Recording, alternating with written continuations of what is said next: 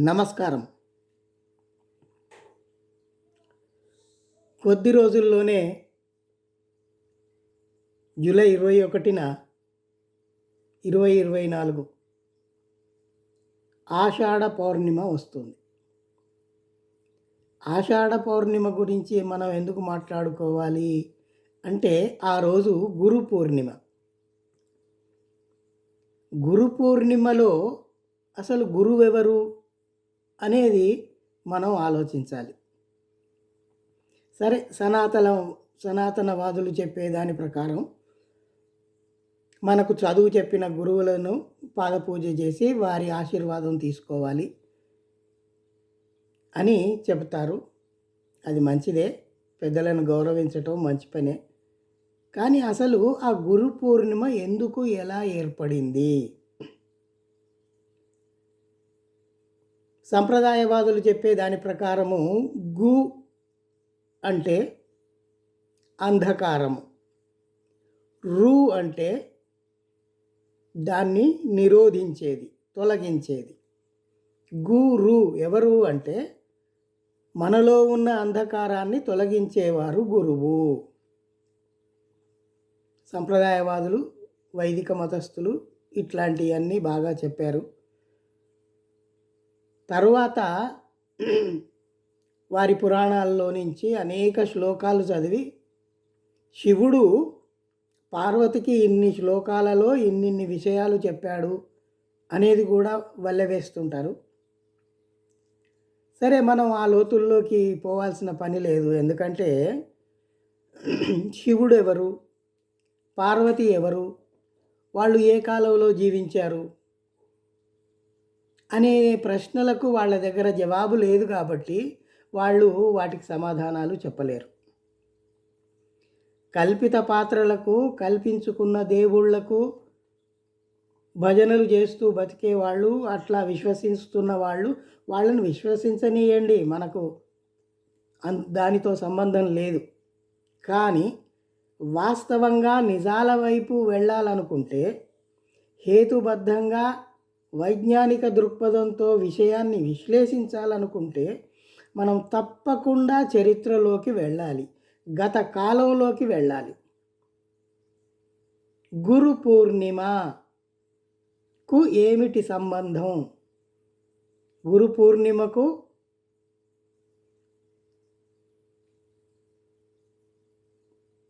ఇప్పుడు మనం జరుపుకునే దానికి ఎట్లా మార్చబడింది? గురు పూర్ణిమ మనం జరుపుకునే గురు పూర్ణిమలాగా కాదు. ఒకప్పుడు అది బౌద్ధం నుంచి మనకు వచ్చింది. గురు పూర్ణిమ రోజు అంటే ఆషాఢ పౌర్ణమి రోజు ఈ దేశంలో ఒక గొప్ప విశేషం జరిగింది. ఏమిటి అది అంటే, బోధన అనేది ఆ రోజు ప్రారంభమైంది.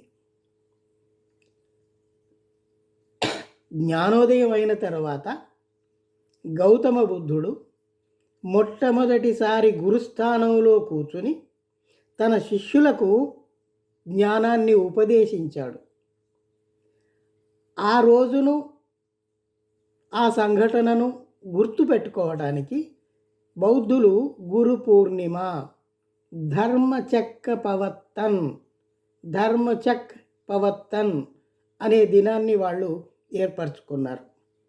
అంటే మొట్టమొదటిసారి బోధన, ఉపదేశం అట్లాంటివన్నీ బుద్ధుడు ప్రారంభించాడు అని చెప్పటానికి వాళ్ళు దాన్ని జరుపుతున్నారు.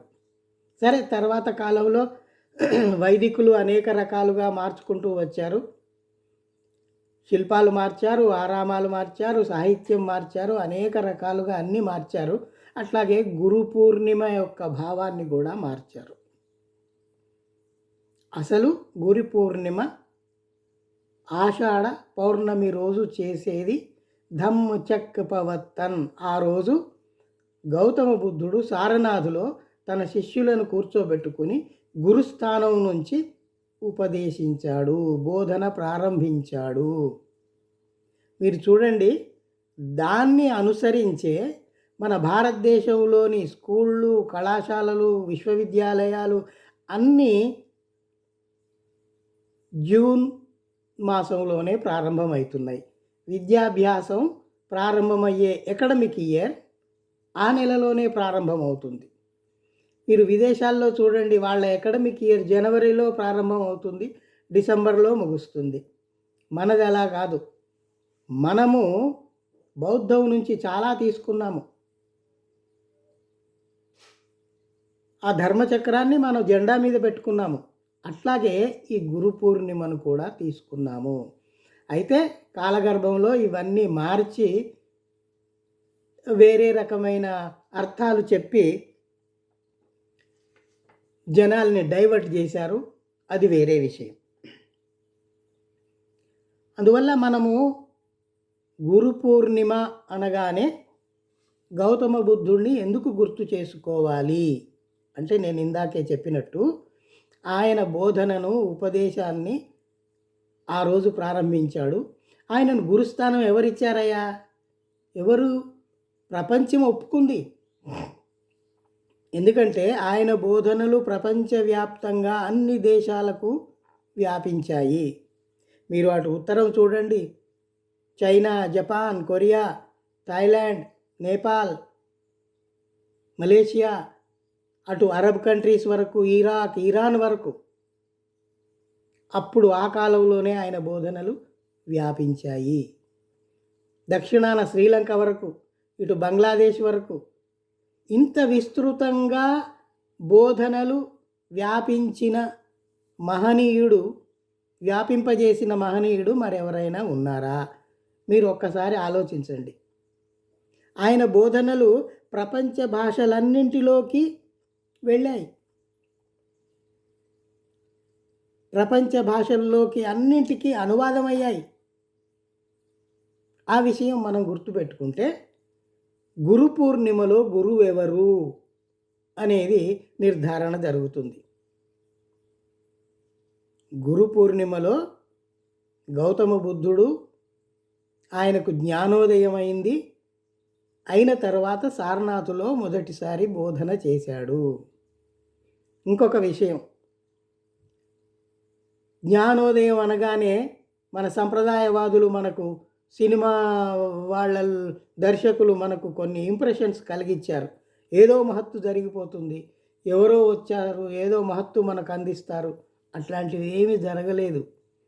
జ్ఞానోదయము అంటే తనను తాను తెలుసుకోవటం. బుద్ధుడు జ్ఞానం ఎందుకు చేయమన్నాడంటే, బయట కాదు, నీ లోపలికి నువ్వు ప్రయాణించు అని చెప్పాడు. అదే జ్ఞానోదయం. ప్రపంచాన్ని గమనించు, సంఘాన్ని గమనించు, నిన్ను నువ్వు గమనించు అని చెప్పాడు. అదే జ్ఞానోదయం.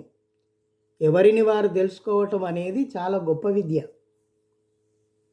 అందువల్ల ఆ తరువాత ఆయన బోధన చేపట్టాడు కాబట్టి దాన్ని గురు పూర్ణిమ అని మనం అంటున్నాం.